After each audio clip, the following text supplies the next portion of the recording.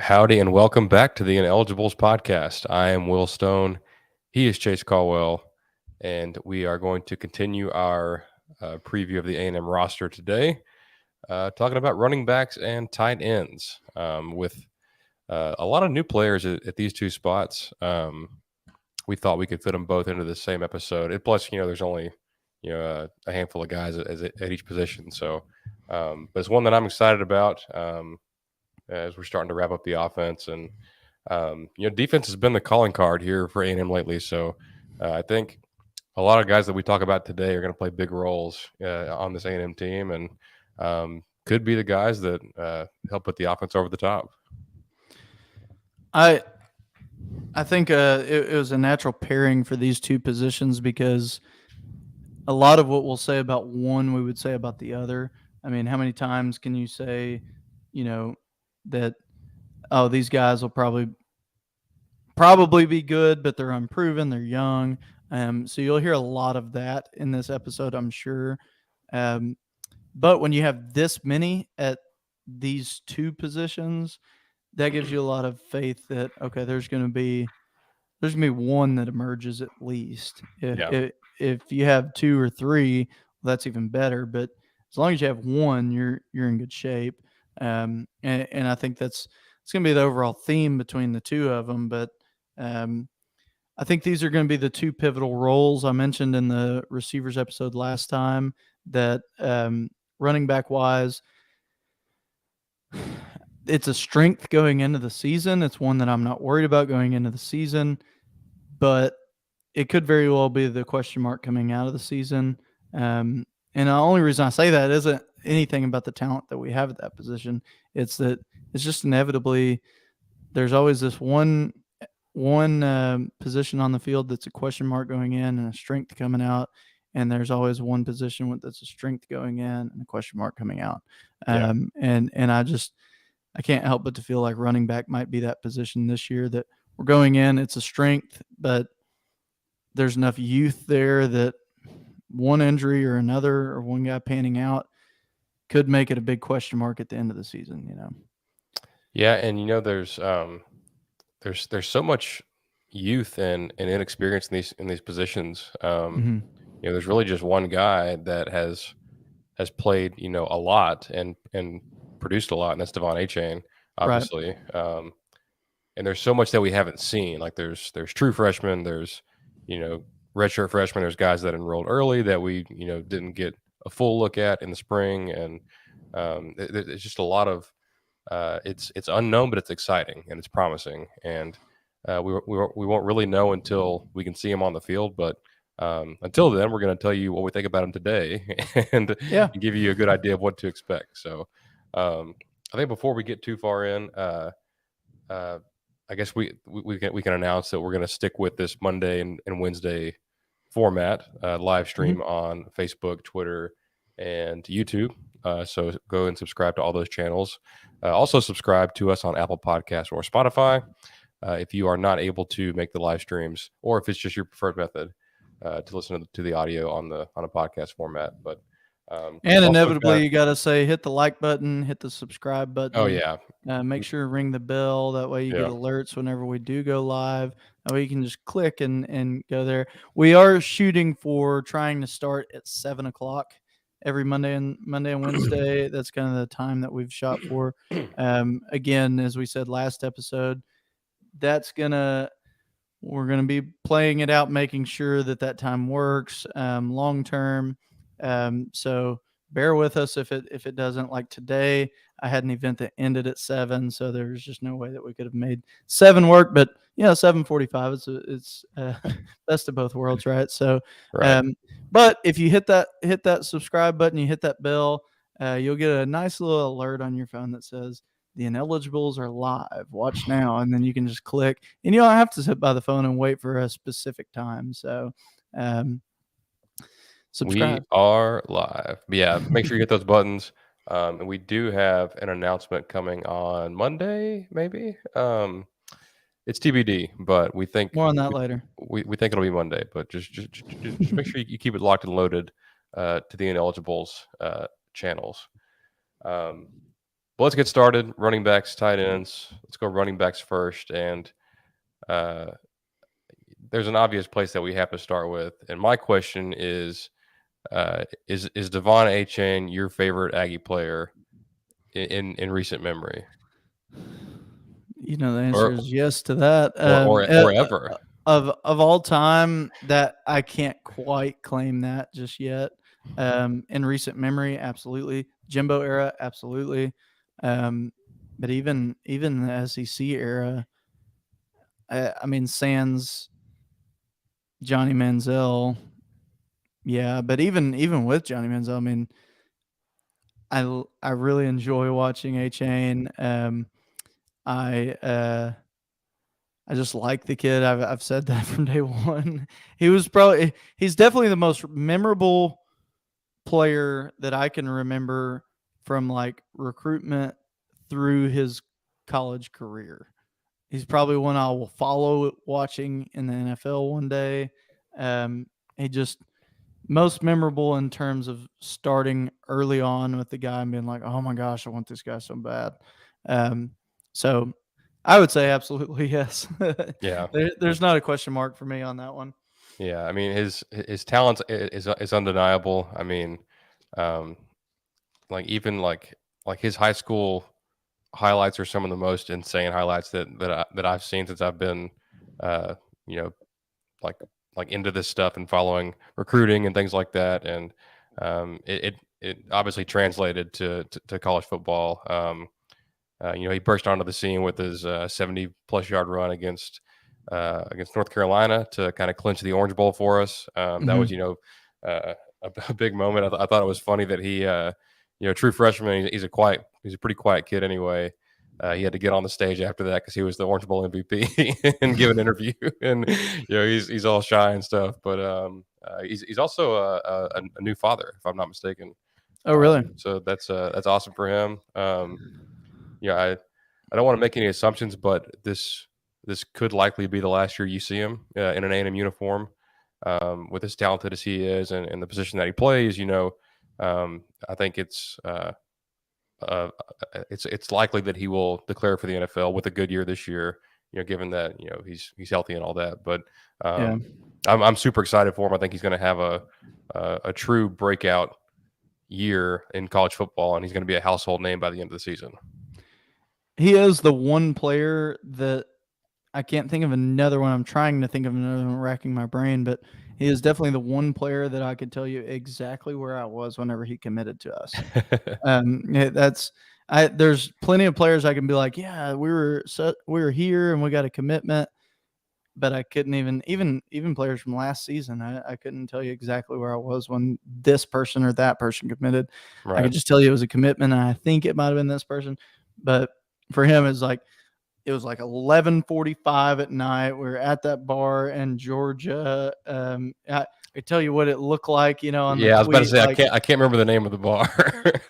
yeah, I can't remember the name of the bar, but I remember exactly what it looked like, which booth we were sitting in, all of that. Yeah. And so I can't say that about any other player. So um, I expect he'll probably declare at the end of the season with a breakout year, or not a breakout year, but a solid year under his belt. He's gonna be our workhorse this year, and but yeah, definitely. Selfishly, I want him to be an Aggie as long as humanly possible. So would love for him to return for a senior season, and Yeah. and I wouldn't necessarily rule out him coming back for a senior season either, because he is running track for us, and he would be the guy going into that next season. Um, to lead a group of young guys that'll carry the ball for him following that. So I think I wouldn't rule it out completely, but I would imagine if you're a player of his caliber, why not just go ahead and go to the NFL? Yeah. Yeah, and especially running back because you take so many hits, and Hmm.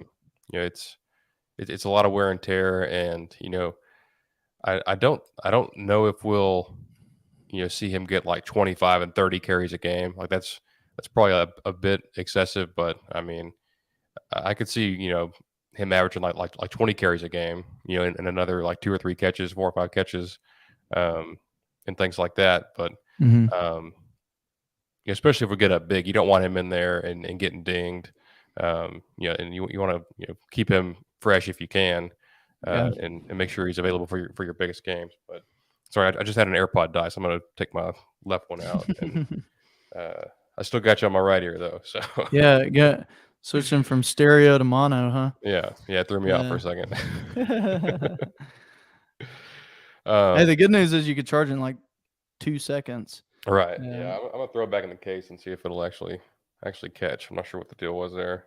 yeah. Um, but Well, A-Chain, you know, I think he gets uh, like there's a stigma or there's a preconceived notion with him because he's short and he's a smaller back, but he's so strong and he's so strong in his lower body. Like he can definitely be an every down back in college football and in the SEC. I mean, we yeah. saw Trayvon Williams get you know a ton of Oh, carries yeah. in Jimbo's first year, and he was Right. about the same size. Right. And I don't quite understand that stigma for him anymore. I understood it coming in because he was small back in a high school program, and so how is that going to translate to the SEC? But he was so fast that it was like, everybody would talk as if he was going to be the quick back. He wasn't going to be the every down back and the through tackles. And even though Jimbo kept saying over and over again, like, this guy is he can he can run you over. He can be that back for you if we need him to be. Um, Nobody really listened, and then whenever he does come out on the field, you mentioned like his breakout run against North Carolina. That was after he broke a tackle and ran a guy over. You know what I Yeah, mean?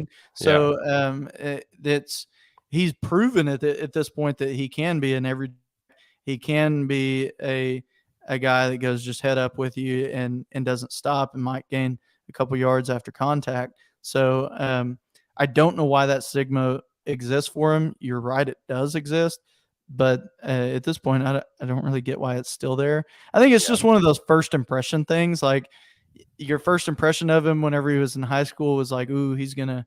I don't know if he has the size for the SEC. So then you just can't get that out of your head, even though like he's proven that he can yeah, be. yeah, Um, but yeah, I mean, I don't know. I feel like I haven't said enough about the guy, but um, I think in terms of our overall talent on the team, um, this is going to be our workhorse. This is our most talented player on the field, and that speaks wonders about the guys that are actually on the field with him.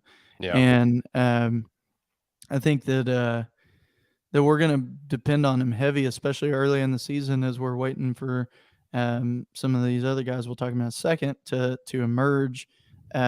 Inevitably, I think one of them will, and they'll begin to share carries like he did with Spiller. But um, when we need somebody to depend on, I think he's one that he could play every single down, just like Spiller did once upon a time if he needed to.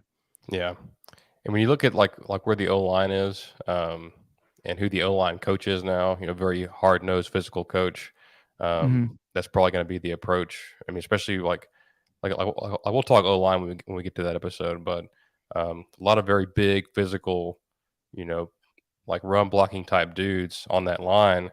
Yeah, And Jimbo loves to run the ball, so especially with the uh, a quote unquote new quarterback or a newer quarterback, someone who's not as experienced, in the first two games, maybe 3, 4 games, I bet they're going to lean heavily on A-Chain. I think he's, probably the best player on this team. It's between him and Antonio Johnson, but yeah, um, uh, definitely the best player on offense. And, for sure. um, like, and he may not need 25 carries. He may need, somewhere between 18 and 22, and he breaks two of them for, you know, 50 yards apiece or 70 yards apiece.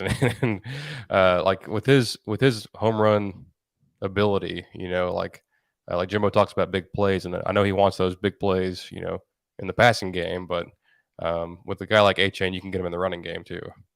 Well, I think he just wants those plays, period. Right. And last year, for instance, we didn't really have that threat in the passing game, and so we did have it in A-Chain, but they could focus on him more to where um, it it would open it up in the passing game if we had it.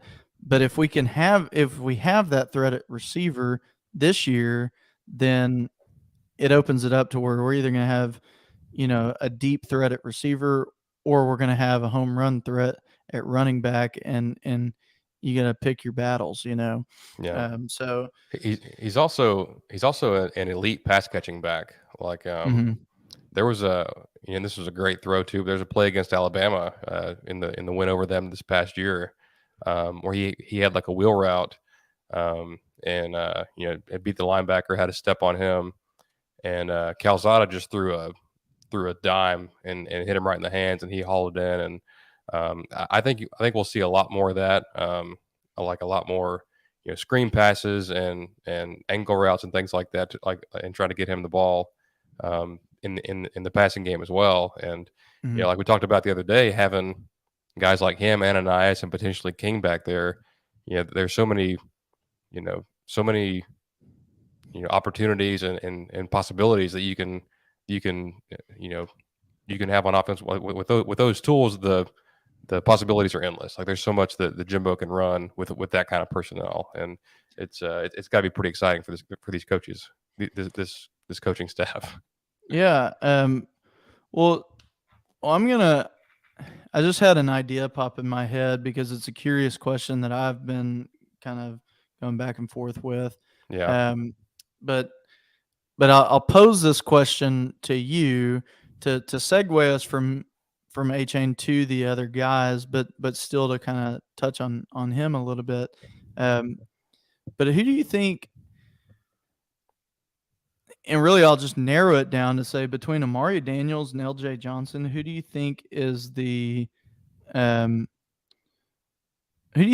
successor to A Chain in terms of they're going to be the next A Chain, if you will? So Like, like your starter in 23. not starter, but who do you think will fit the role that A Chain The has up role. until this point, right? Of Okay. the quickness and the dependability that he brings us, pass catching ability, just who's more comparable to his game, I guess you could say. Um, I I would lean, or I think I would go with Amari in that respect. That's who I would go with too, because I think of LJ as like a larger back, Yeah. because he is a bit larger, but at the same time, like if you watch enough LJ film, he starts to kind of look like that, and then you're like, oh, Yeah. I don't know. Well, and But he's yeah, got he's yeah. got So great expand speed on too. Amari. Um, so yeah, like I'm a big fan of both these guys. Hmm. But and LJ was banged up in the spring, unfortunately, so we didn't get to see much of him. But um, they're both in their second year. Both came in the previous signing class. But ever since I saw Amari at that open practice last fall, like I'm like, hey, that that guy can play. Like this is Yeah. uh, uh, a guy who's going to make an impact at some point in his A&M career. Um, he's built similar to HN. He's probably 5'9", 5'10", hovering around 195, maybe 200 pounds. But he's very well put together. He may not have the. I mean, I don't think anybody has the speed that HN has. Naturally. It's Yeah. it's pretty rare, but he's got great speed. He's got great wiggle. He looked Hmm. great in the spring game. He's looked great in games last year. When we had big leads against teams like Prairie View and South Carolina and things like that. So um, I think he fits that role. I don't know about him as a pass catcher. I'm not saying that he's bad, but I just haven't seen it yet. So Yeah. that could be something that they try to work on with him and get him incorporated there. Um, but yeah, I'll let you touch on Amari too, and then we'll get into LJ. Yeah. I mean, on the pass catcher side of it, um, his high school film, there's a bit of that. I mean, we haven't seen that Yeah, in any of his little bit that he's played for us, but I think he has that ability. I think it's an ability that, I mean, this day and age in college football, if you're a running back, you're going to have to catch the ball, Hmm. So it's something that you have to develop regardless, but it's definitely something that I think Jimbo has shown that that's a really important trait for him. So that goes to show me that maybe we hadn't seen it yet in the game, but I'm sure they probably have already seen it, in practice. And if it's not there, then they're developing it.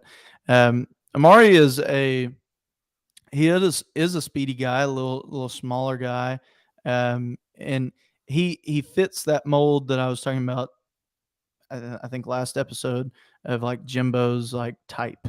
Yeah. These shorter, kind of smaller framed guys that are just quick, speedy, and they're like the Tom from Tom and Jerry, where he's just running all. I mean, I'm sorry, Jerry from Tom and Jerry, where he's just running all around the cat, right? And he's so small you can't get your hands on him, Yeah. um and and I like that. Like I like that dimensionality to the sizing of the players, and I think. I think he will prove to be a really good player for us, no matter what capacity he plays, because I could very well see LJ and Landon Moss, for that matter. Um, I could see them becoming the more Spiller type, the every down back, and see Amari transition more into the Anais Smith type tweener. Um, but I think Amari is to Devon Achane as Yul Keith Brown is to Anais Smith. Yeah. And I think that's what they're trying to do, which it's like they're a running back who's also a receiver, Yeah. where those guys are receivers can also play running back. So there's a very fine line between the two. In a perfect world scenario, you're going to put, you know, those two guys as receiver, these two guys as running back. And so um, I really expect a lot out of him in his career. And I Yeah. think this is a year that we're going to see. I think we're going to see him and LJ split reps evenly. Yeah. Um, have we mentioned that Amari and Yulkeith played on the same high school team? I'm I'm sure we sure we have. probably I'm sure have, we but have, but it's still miraculous to me. Like they yeah, just they oh, I just know. crushed everybody they I, played. that is a wild thought, Yeah. um, and and I'm glad they both came here because they're both really good players that I think will prove to be great players for us. A curious thing that I did a while back, I went through, um, and I have the note somewhere on my phone. But I'm using it as my video here. Um, that I went through and looked at the rushing yards that different running backs of Jimbo's have had through the years, and a lot of time he always has that main back, and then there's two really good ones right behind him Hmm. that have almost identical stats that do really really good, but they're not necessarily phenomenal, except for the year that they won the national championship, and then which they had like two that they had crazy rushing yards, and then you had Jameis as well.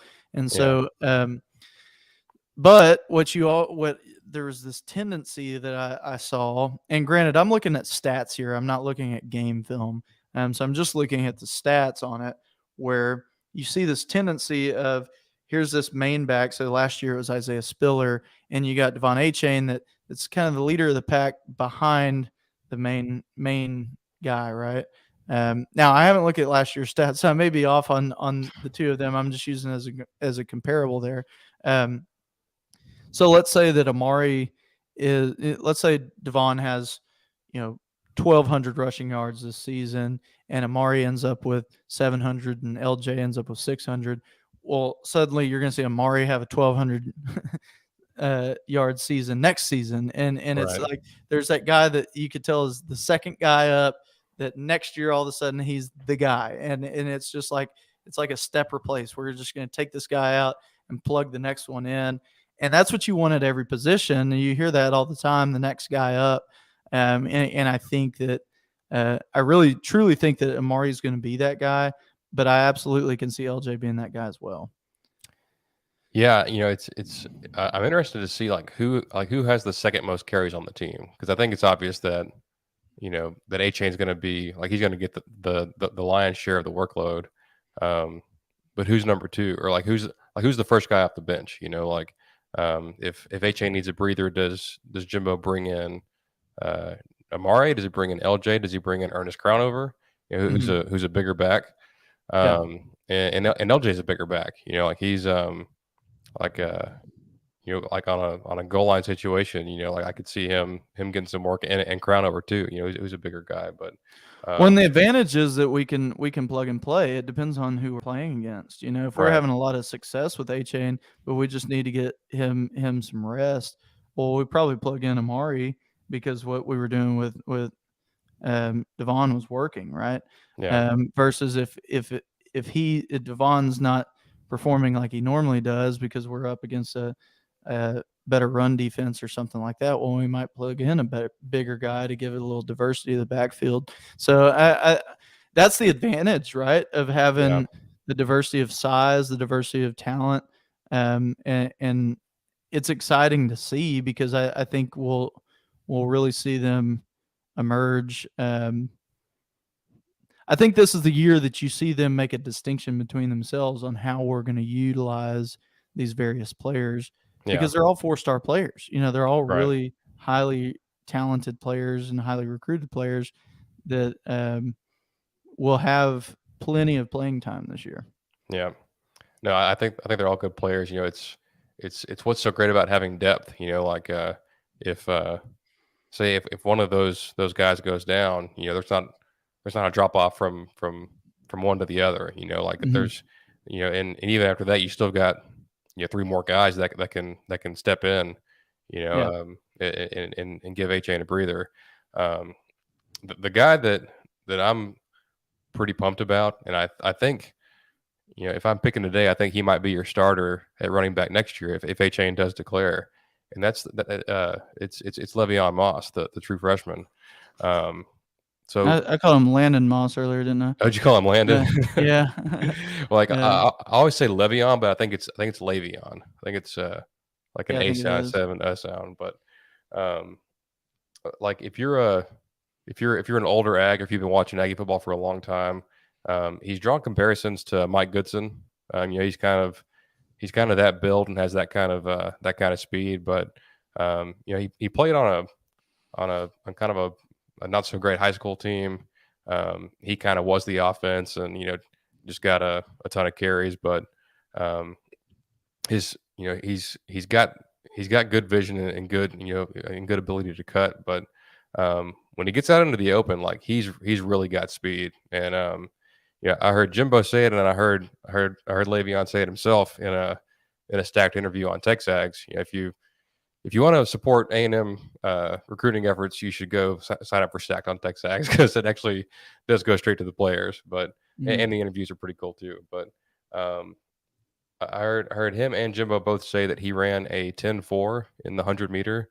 Um, I think Evan Stewart ran a 10.5. So Evan Stewart is blazing fast. We know that. So if Moss runs just as fast, maybe a tick faster in the 100, um, that just goes to show what kind of speed he's got. I think A Chain runs in the 10.1s. So Mhm. so I don't think Moss is too far behind him. Sorry, I had to sneeze. Um, Yeah, Moss is a very impressive back and one that during his recruitment, I just he kept showing up on guys that we might land, and for one reason or another, I just always had him written off as he's a guy that's not going to come here, Yeah, and he did, and he's impressed me in a lot of his film that I've watched.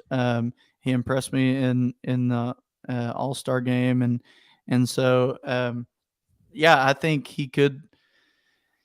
It depends on how much playing time he gets this year as to whether I think he's going to be whether I could call him the starter next year. right. And that's where we get into now, and this applies to Amari LJ and Moss of there's some uncertainty there because we don't know what they're going to look like on the field. Yeah. They're too young for us to really have a good indicator of what's going to actually happen this year. Um, we don't know if anybody's going to injured. Hopefully, nobody does.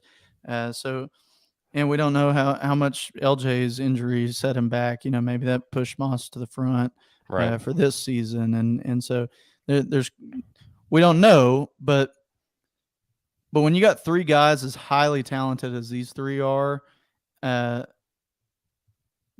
means that if one of them emerges as being, as advertised this year, that's really all we need whenever we have a chain. So I'm looking forward to seeing any of the three, quite frankly, because they all bring just a little bit different caliber player, different type of player from the other.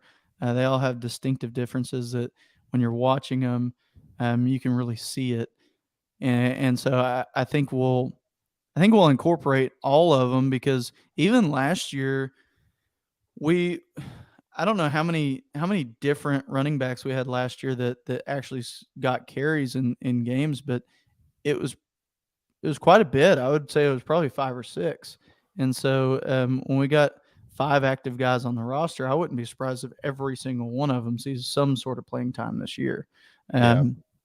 And I want to take that time to mention Ernest Crownover because I've kind of glazed over him with him being a junior, but he's not the starter and that kind of thing. And talk about, it's always the new incoming question mark guys that are more fun to talk about or Right. glean more of the conversation just naturally. Yeah.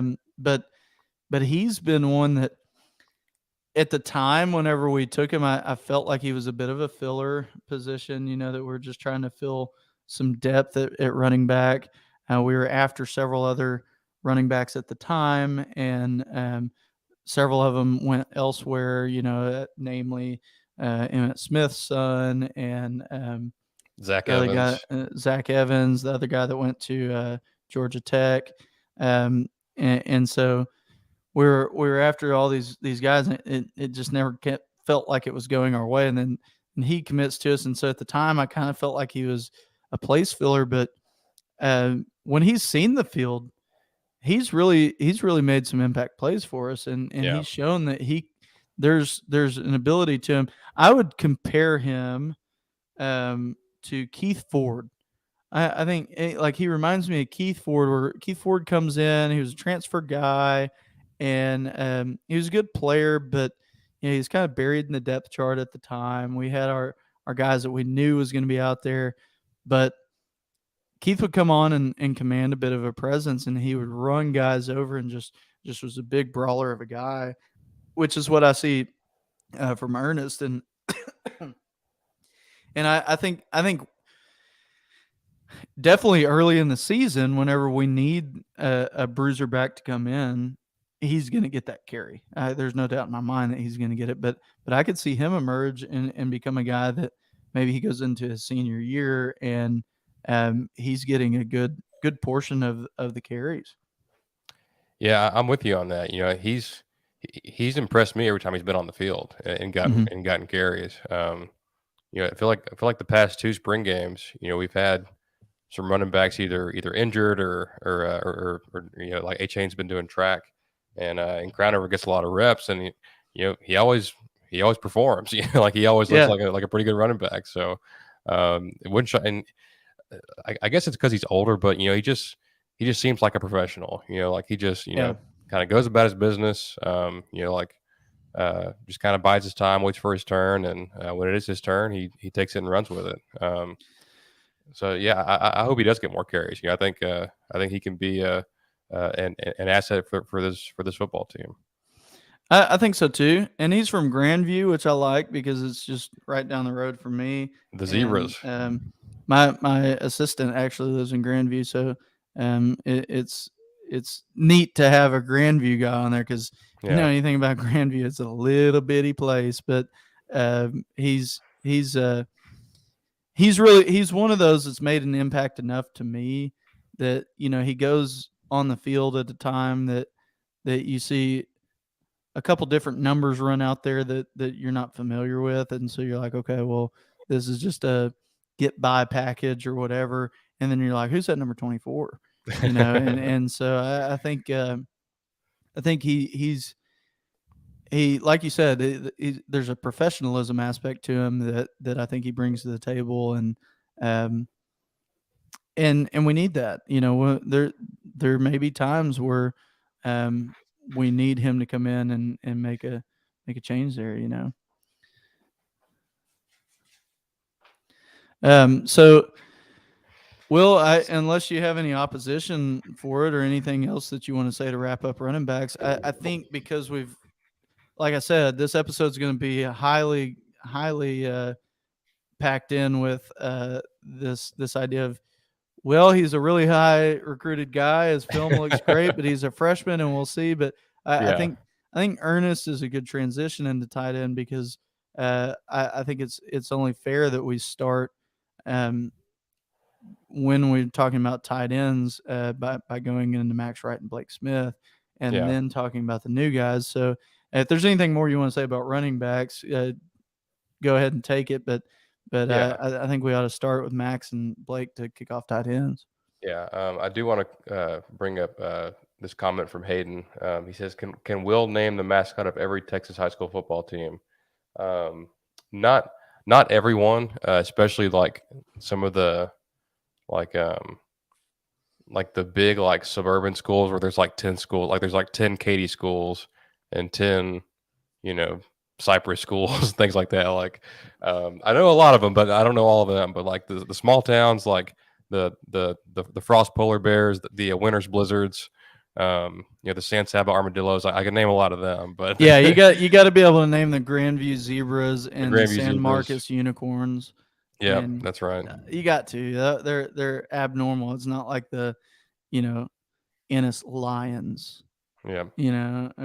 Or the Grosbeck Goats. Yeah, I've got that Grosbeck on today. Actually, let me sit up here for a second. Get Grosbeck probably caught a lot of grief for the goat mascot for years and years, and then now my entire life. Now the word goat is like literally the coolest word in the world, and so it's like, yeah, we're the goats, is what we are. At track meets, like kids from other schools would come up to us and bat at us like goats. It was embarrassing. New segment alert! Just start naming high school teams. My favorite mascot is probably the Blizzards at Winters. I mean, if your town's name is Winters, like just lean into it and make yourself the Blizzards. But yeah, it's kind of like the Waxahachie Indians. Like, yeah, you can't go wrong if your name is it just a Cherokee fits. name for Buffalo Creek. Like, you got to be the Indians. So yeah. The last running back thing I wanted to say was I think A-Chain is a legit, like dark horse Heisman candidate. I've been searching for odds for the whole summer on him, and I've actually found some today. He's 90-1 on DraftKings Sportsbook. Really? I'll actually leave that into my. I'll put the ad right here so we can talk about DraftKings next. But official betting sponsor of the NFL, or whatever the tagline is there. But if you live in a legalized gambling state, go through a little change down on Devon A-Chain at 90-1 odds, because just might pay off for you. There you go. But yeah, tight ends. There's a trio of talented freshmen that I'm excited about. But yeah, I think we do start with Max Wright and Blake Smith. Max Wright, I'm trying to remember. So he was in Jimbo's like that transitional class, that 2018 class with like Jalen Preston, Leon O'Neal, Bobby Brown. And he was a pretty highly rated defensive end, but had some injuries.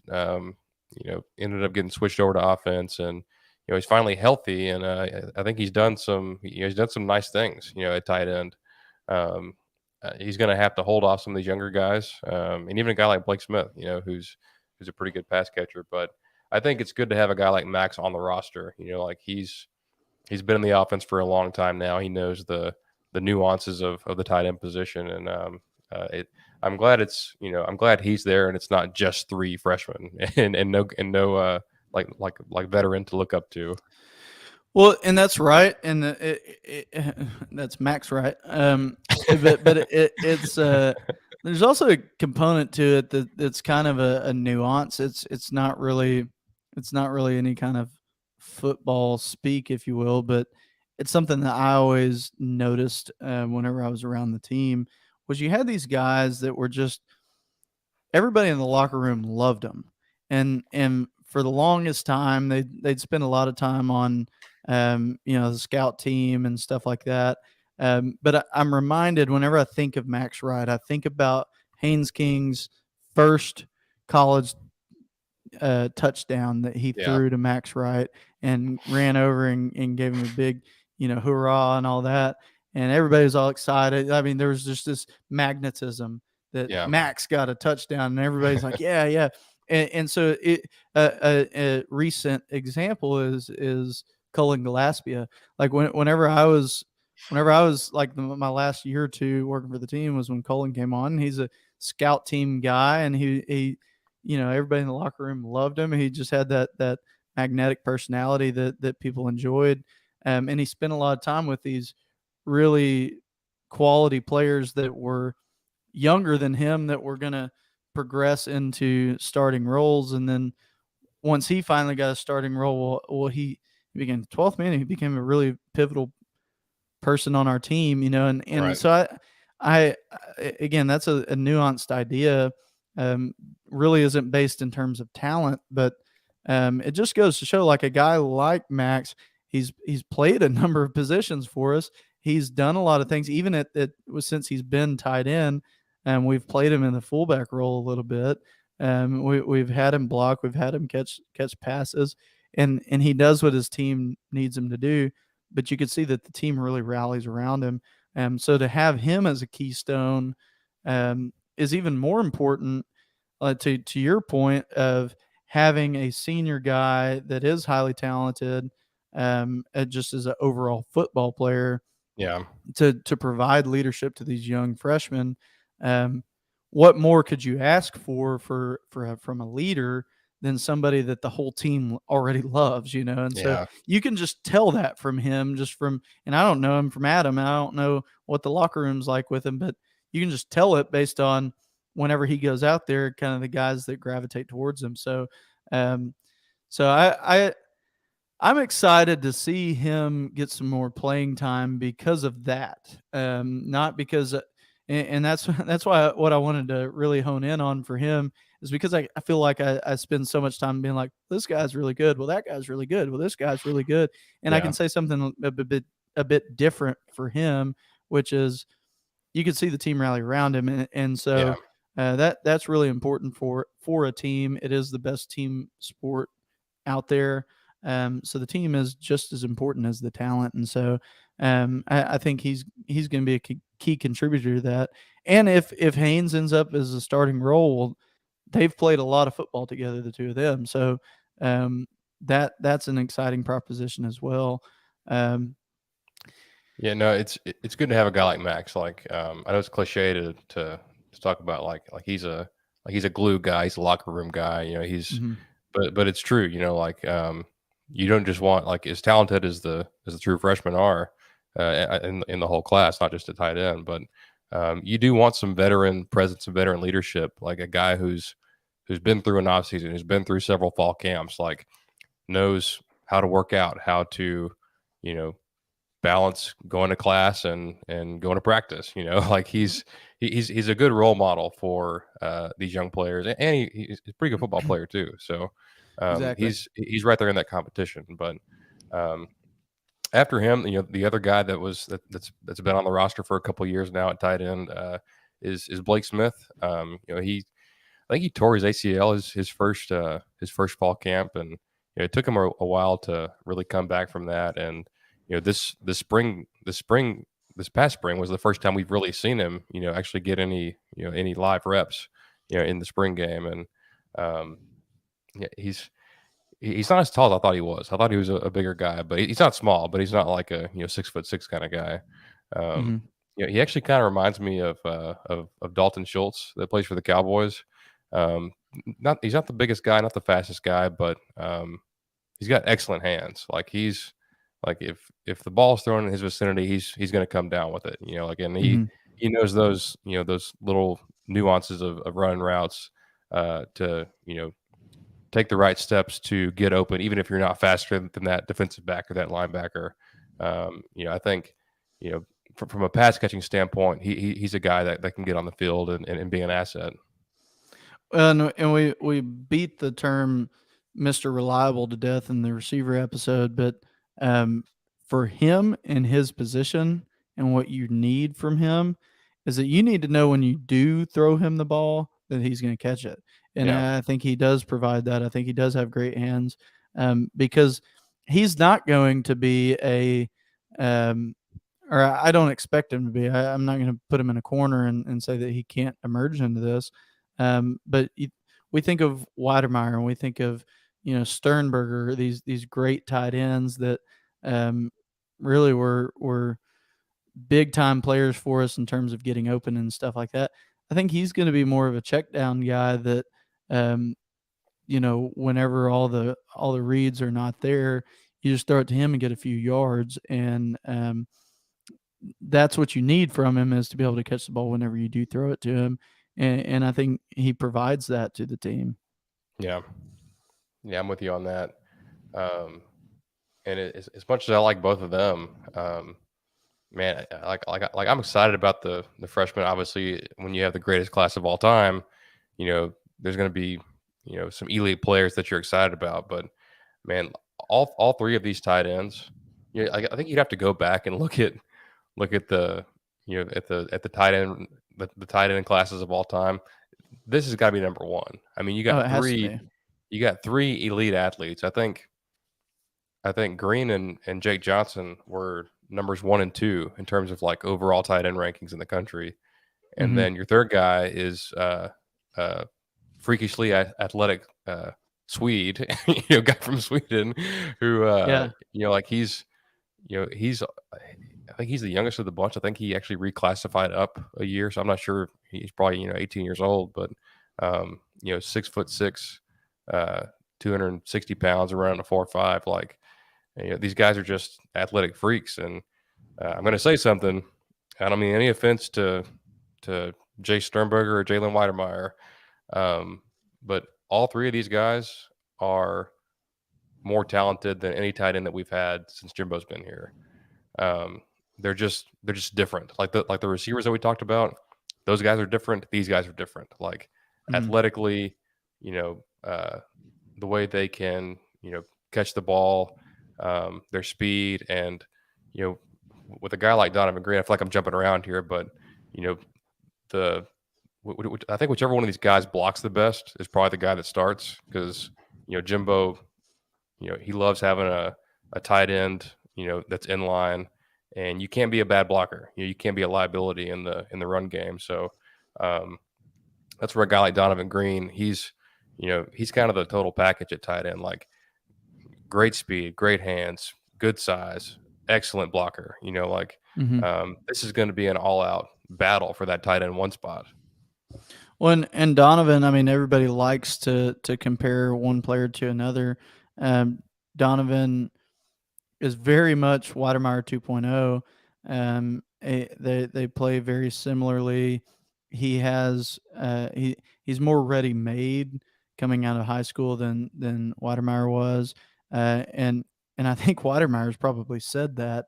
Yeah, They came from the same high school, like they played together. His coach has said that. I heard him say it on Texags radio. Like yeah, it's he he reminds me of when we had Ricky Seals Jones come on the team, and we were trying to replace Mike Evans, and he looked so much like Mike Evans at the time. It's like, man, this is Mike Evans, but just a little bit better coming out of high school.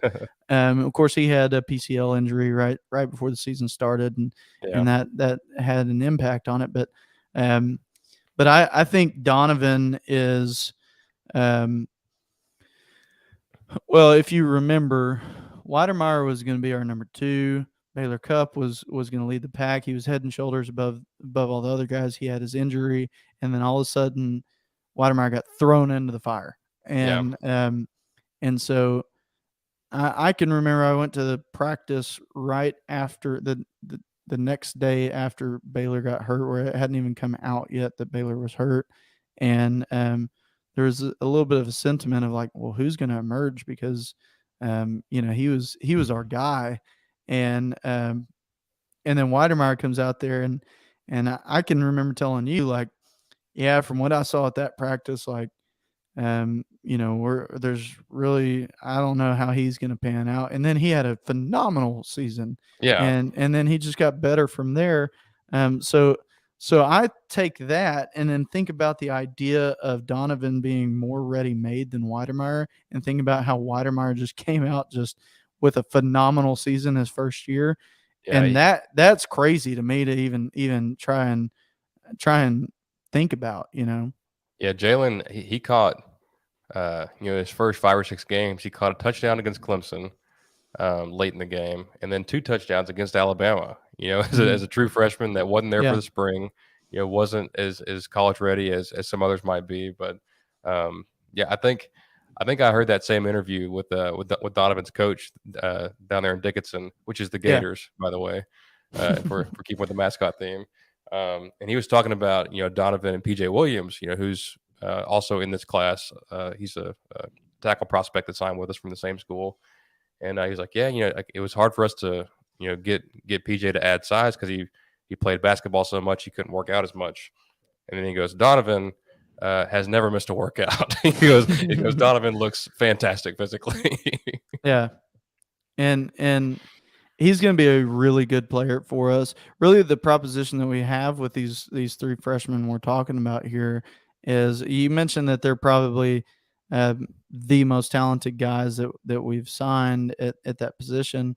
Um, Rankings wise, Baylor Cup would eclipse them, but of course we never really saw him pan out. And the reason why I mention that is because with any high rated recruit, you never know if the transition to college ball is going to work out for him or not. But you also don't know what injuries are going to look at. And when Yeah, you're talking about tight end, normally you might have 3 or 4 on the roster, and that's it. So you have one injury, and you have a situation like we had at quarterback last year, where all of a sudden it's like, whoa, a strength just went to the biggest weakness on the team, yeah, and so whenever we find this class, I'm like, how many tight ends do we need? I mean, we have way too many of them. And of course, that's kind of figured itself out. But right. now we've got 3 guys that are as promising as we once hoped Baylor would be. And, if 1 or 2 of them aren't ready this year, they don't have to be, because one of them might be, and I've said that a lot in this class, and I'll probably continue to say it at every position because of the amount of sheer talent that we sign at every position. So I think Donovan is the guy that I really expect to emerge this year out of this group. But I've heard great things about Jake Johnson, and almost I've heard similar things about Jake Johnson that I heard about Baylor Cup, that he's just it's hard to believe that he's a true freshman. Yeah, like of all the guys that were here in the spring, Jake Johnson is definitely a stock up guy for me. Like, Mhm. obviously, like he was highly rated coming in, and like, but he wasn't really on our radar until right there at the end. Like about a few days before he committed, people were like, "Hey, like we're gonna get this guy," and I'm like, "Who the heck is Jake Johnson?" So I had to go, I you I know, didn't even know that early. I woke up that morning and he committed to us, and I'm like, what?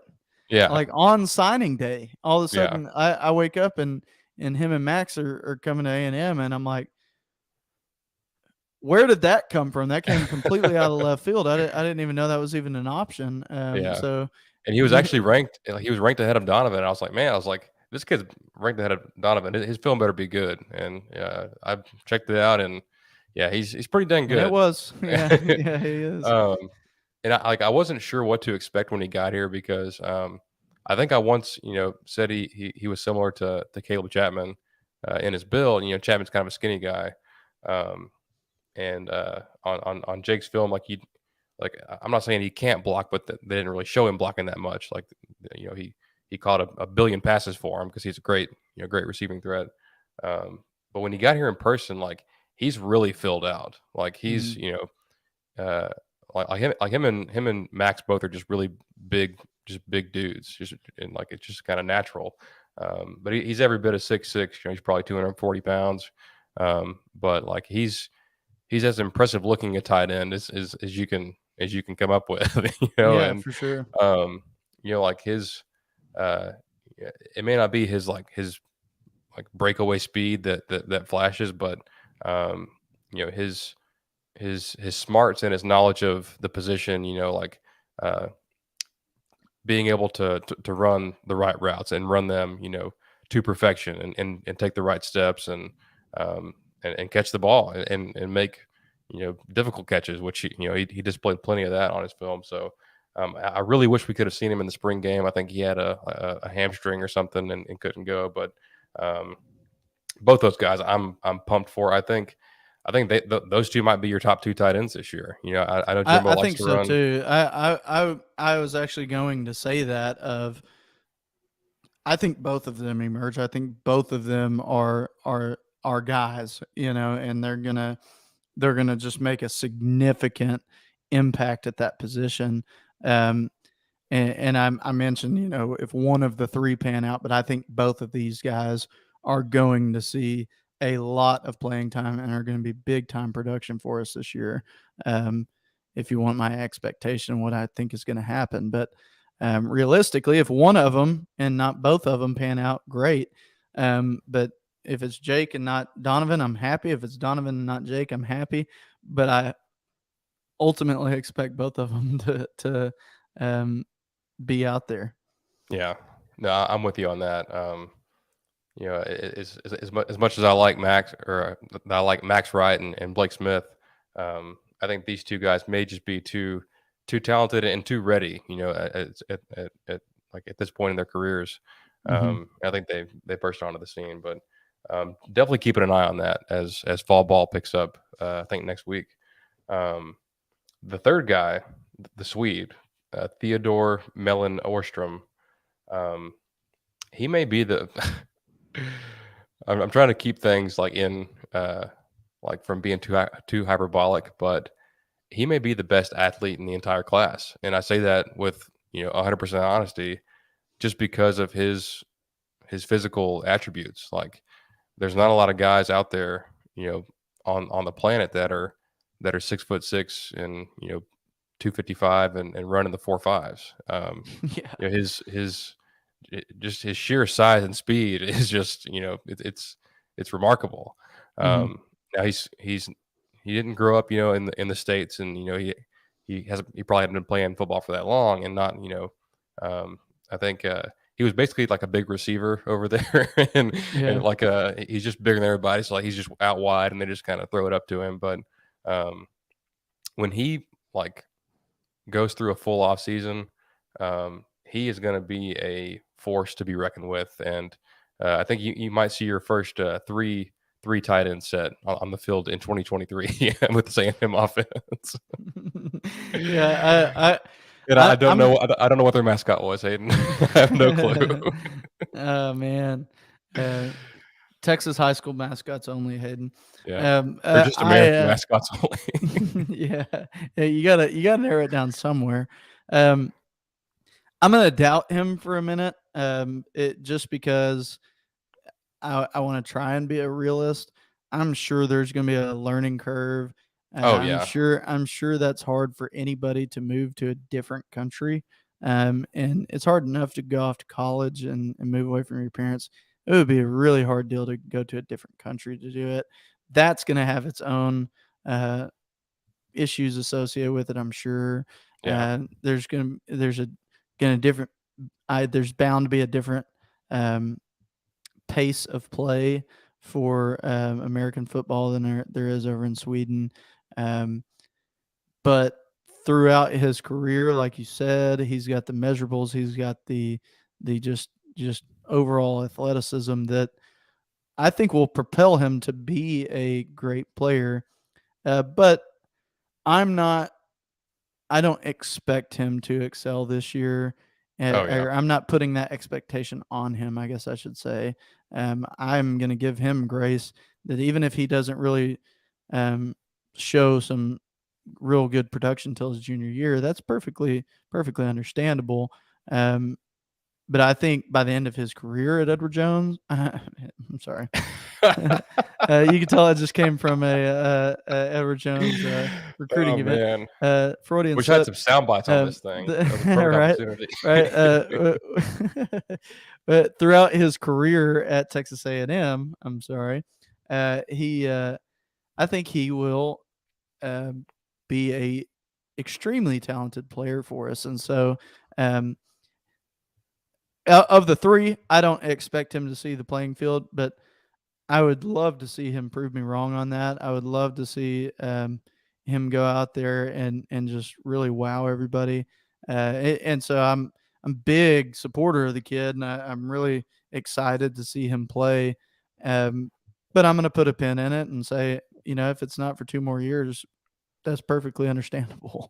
Oh yeah, no, he's definitely a red shirt candidate, and there's nothing wrong with that. Like you got two other guys that are a little bit more ready made to take it on today, but like, and with all due respect to the football coaches in Sweden, it's got to be just a culture shock, not just moving countries, but like learning football at a Swedish, academy, and then coming here to a high-end Division I football program and learning Right. football from like some of the best coaches in America, with world-class facilities and things like that. Like, he's never seen anything like this. So um, I think give him an off season and really learn the fundamentals, learn the offense, and he's definitely a name to file away and to look out for in the future because he's like Jordan Moko, who came over from Australia. When he's got every physical gift you could ever want, when it clicks upstairs and clicks with the football, fundamentals and that side of things, he's going to be an absolute force. So Hmm. um, the future of this room is incredibly bright. I think we've driven that point home for sure.